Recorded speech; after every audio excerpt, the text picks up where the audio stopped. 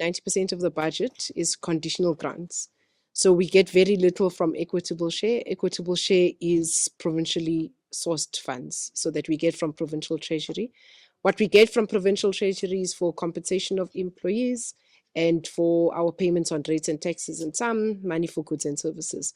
But the bulk of our budget is for conditional grants. The first one is for HSDG, or Human Settlement Development Grant. And that's money that we transfer to local municipalities for the provision of bulk, in the main for the provision of bulk and top structures. And then we transfer to metro municipalities for the provision of top structures. It's mostly now being used in our mega projects. So we've used the mega project rollout to be able to make provision for mixed typology of housing units. So it's RDP, walk-ups. We also have an allocation for military veterans. We also have an allocation for people living with disabilities. We also have an allocation for special needs households, if I could put it that way. And then in the mega human settlements developments, there's what we refer to as FLISP, or subsidized houses. And then also in some mega human settlements projects, we have a program called it's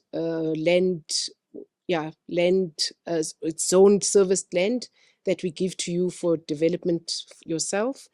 So we pay for those services. And the last type is bonded houses. So majority of our funding in the Sedibeng and the West Rand is to be able to continue putting bulk services. West Rand, we're going to focus on Mogale City. That's where most of our mega projects are, with the biggest problems. And then in Sedibeng, we've got the mega projects, but they don't have big problems. They have been actually performing very well. What we give them, they spend. They're able to demonstrate that they can spend. And then in the metros, Tshwane, Johannesburg, and Ekurhuleni, because of the conditions of the fund, of the grant, we are actually constrained. We can only just spend on the top structure. So it hampers us a bit because it means that the municipality must have put the bulk infrastructure there. But we are working especially with the Minister at National Human Settlements, of how can we augment what metros have put in. So where they are ready with bulk, we'll fund the top structures so that we can complete or at least move on the mega projects. The second conditional grant is for informal settlement upgrades. Now, in the past, we were spending a lot of money on sanitation solutions, and the minister has directed that we provide more permanent sanitation solutions. So there's a lot of alternate solutions out there in the market.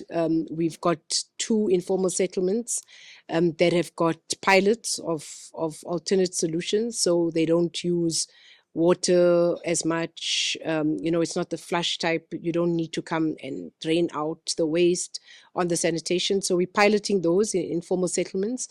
But we've got informal settlements that are ready to be eradicated. So those that houses are ready, they must be moved from those so that we can demolish irregular structures and rehabilitate the land that they are on.